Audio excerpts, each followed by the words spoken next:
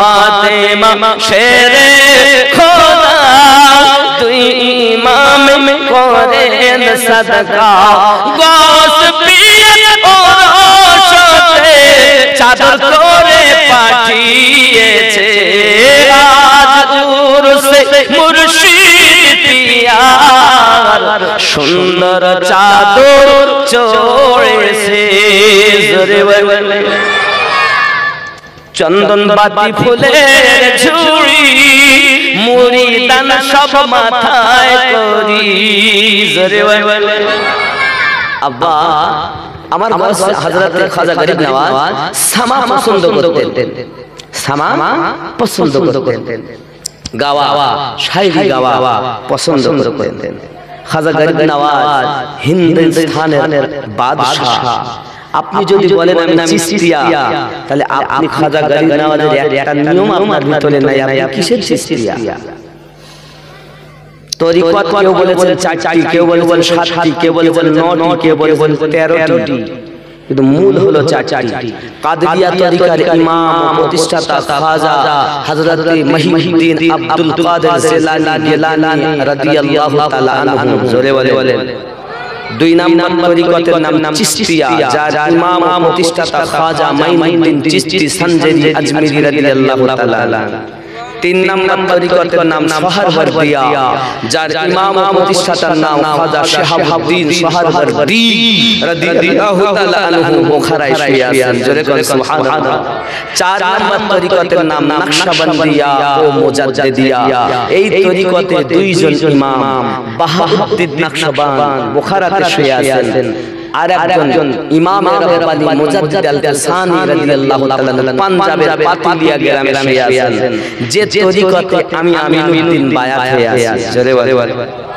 ইমাম রব্বানী মুজাদ্দিদ আল-কাসানি হুজুরের দশম আওলাদ খলিফার কাছে আমি বায়াত সুবহানাল্লাহ বলে মুজাদ্দিদ আল-কাসানি হুজুরের এজন্য আমি নকশবন্দিয়া মুজাদ্দিদি ইমাম সাহেব বলছিলেন আমিনুদ্দিন নকশবন্দি বলছিলেন না খেয়াল করছেন হয়তো যাই হোক ওই তরিকার গোলামি করার চেষ্টা করছি তরিকতের মধ্যে আহলে বায়াতের খিদমত একটা মাদ্রাসা চেষ্টায় আছি আমি আমার না আপনাদের নবী যাদের মাদ্রাসা তাদের কিন্তু মূল পয়েন্টে আমি এখন দাঁড়িয়ে আপনাদের টাকা পয়সা নিয়ে মাদ্রাসা করছি মাদ্রাসার নাম হলো সুন্নি এই নকশবন্দিয়া মুজাদ্দিদিয়া সুন্নি মাদ্রাসা নকশবন্দিয়া মুজাদ্দিদিয়া সুন্নি বাহাউদ্দিন নকশবন্দ আর ইমাম রব্বানী মুজাদ্দিদ আল-কাসানি হুজুর ওনাদের নামে মাদ্রাসা জোরে বলে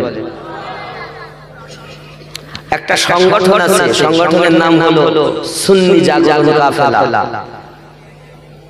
এই সংগঠনের কাজ হলো ওলি আল্লাহ আব্দুল কাদের জিলানী হুজুর রাহমাতুল্লাহ আলাইহি থেকে নিয়ে ওনার আগে ওনার পরে দুনিয়ায় যত আউলিয়া ছিলেন আছেন আসবেন সমস্ত আউলিয়ায়ে কেরামকে ভালোবাসতে হবে এবং আউলিয়ায়ে কেরাম নিজ নিজ মাজারে জীবিত আছেন এর প্রতি ঈমান আনতে হবে আমার এই সংগঠনের নিয়ম এইভাবে 11টা শর্ত দেওয়া আছে ওই শর্ত মেনে যদি তুমি সংগঠনে আসো তো হবে যদি না মানো তোমার সাথে আমার কোনো সম্পর্ক নেই কথা বুঝেছেন বাপজি আমার আল্লাহ পাক আল্লাহ তাআলা খাজা গরিব নওয়াজ রাহমাতুল্লাহ আলাইহির ভক্ত আমরা কেউ বা দাদা হুজুর পীর কিবলা রাহমাতুল্লাহ আলাইহির ভক্ত কেউ বা সুলফাত আলী হুজুর রাহমাতুল্লাহ আলাইহির ভক্ত কেউ বা আব্বাস আলী রাহমাতুল্লাহ আলাইহির ভক্ত কেউ বা আপনার হাতিয়া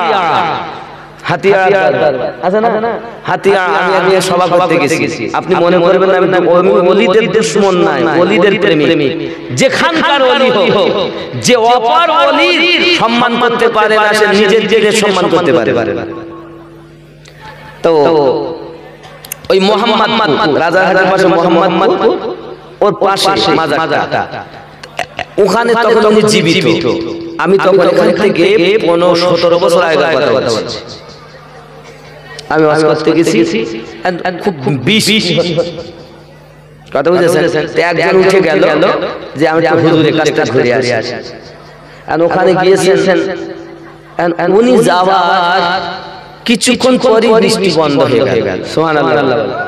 আরে আল্লাহর ওলির দরবারে যাওয়া নিয়ত করেছে তো বৃষ্টি বন্ধ। জোরে বলে। তো সেই ওলিদের সামনে যদি কেউ বিয়া করে তো মেনে নেওয়া যায়?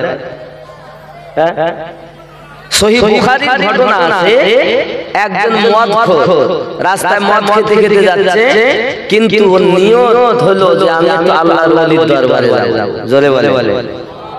রাস্তায় সহিহ বুখারী 86টার ঘটনা বলছি।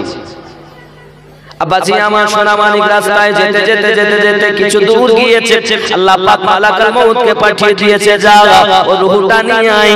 ও রূহটা নিয়ে যখন গেল, আপনার নিতে গেল, তার মৃত্যু হয়ে গেল। আব্বাজি আমার এখন দুই পক্ষ থেকে ফেরেশতা এসেছেন, জান্নাতি ফেরেশতা জান্নাতে নিয়ে যাবেন বলে এসেছে, জাহান্নামী ফেরেশতা আযাব দেবেন, জাহান্নামে নিয়ে যাবেন বলে এসেছেন। জোরে বলেন না সুবহানাল্লাহ। মধু মানে মদখোর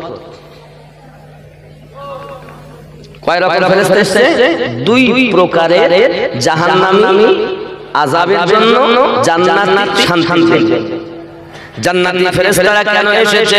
এই জন্য যে ইনি আল্লাহর ওলির দরবারে যাওয়ার নিয়ত করেছে, যত পাপ করুক না কেন আল্লাহর ওলির দরবারে যাওয়ার নিয়ত করেছে, আমার আল্লাহ তাকে মাফ দেবে। সহিহ বুখারীর ঘটনা। দুই নম্বর, জাহান্নামী ফেরেশতারা আযাব দেওয়ার জন্য কেন এসেছে? সারা জীবন মদ পান করেছে, পাপ করেছে, এই ব্যক্তিকে জাহান্নামে দিয়ে দেওয়া হবে। ফেরেশতাদের কোনো ত্রুটি আছে? কথা বলেন।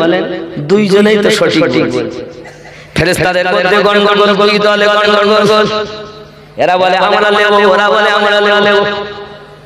যুবক, আমার আল্লাহ পাক আল্লাহ তাআলা অর্ডার করেন, ফেরেশতারা আমি আল্লাহ পাক বলে দিতে পারি জান্নাতি ফেরেশতারা নিয়ে যাও, এটাও বলতে পারি জাহান্নামী ফেরেশতারা নিয়ে যাও। আমি আল্লাহ বলবো না, দুনিয়ার মানুষ দলিল চাইবে, তাই আমি আল্লাহ পাক আল্লাহ তাআলা তোমাদেরকে অর্ডার করলাম, ওই ব্যক্তি যেখান থেকে রওনা দিয়েছে ওই জায়গা থেকে জায়গা মাপা শুরু করো। সুবহানাল্লাহ। কি করবে? মাপতে লাগো। এখন মাপা শুরু হয়েছে বাবা।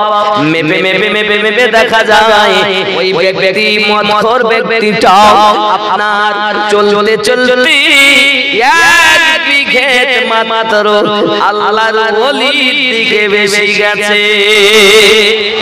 আমার আল্লাহ পাকের রহমতের দরিয়া দুশমানি আল্লাহ পাক বলেন, ফেরেশতারা জাহান্নামী ফেরেশতারা তোমরা যারা আযাব দাও তোমরা ফিরে যাও।